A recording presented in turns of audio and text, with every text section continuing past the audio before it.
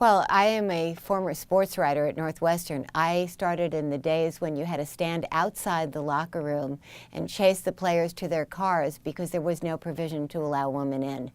And my quotes were inevitably very short because they had said it all before in the locker room. So today, the women are in there. Men that you covered were prone to speak to you either in a condescending manner, preferring to speak to men, or they were prone to treat you with deference and maybe even slight flirtation. I remember George Dunn, the former county board president.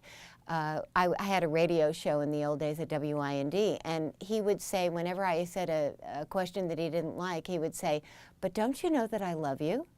And I would say, "Cut," and I'd say, "George, if you say that again, we'll be here all day." You know, you've had to kind of put people in their place at times when they use those kind of comments, and just stay tough. Is there any of the how? I want to have a monologue. I know you do, and I'm not going to allow it. Is there any? Here's the deal, Fran. Here's the way I look. Oh man, you have to be yourself. You gotta embrace your gender. You gotta embrace who you are and not be afraid to let. I mean, for me personally, I used to write a lot about family, about being a mother, about my children growing up, about the challenges of being at one point a single mother.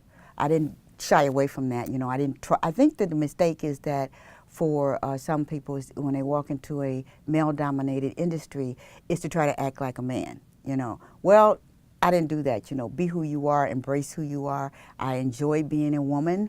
I enjoyed telling stories from a female perspective because I think there is a difference. I think you stay true to your principles, tough as nails. You don't take the chauvinistic remarks that come about, and they do. If I had to put my finger on characteristics that help one succeed in this business as a woman, it's persistence, it's determination, it's never taking no for an answer, even harassing when you need it to be.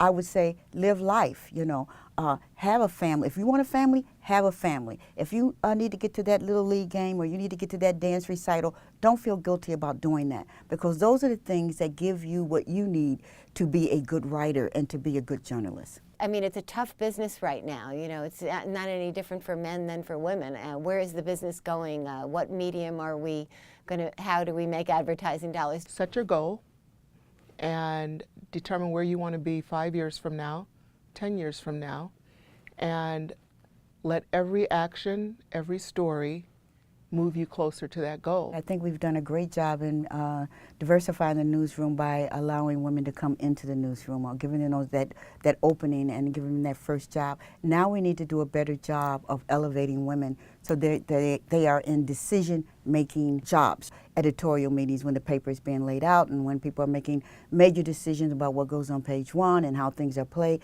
We had to have more women who, that's their job, that's what they do. You know, you tend to look at TV and there's video and everything, even in our business now, and they say, "Oh, she looks so old," or "She looks tired," or "What is she wearing?" You don't say that about a man.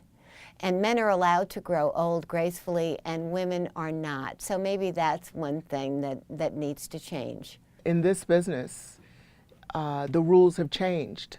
The lines between veterans and rookies are more blurred. It's all about skill sets.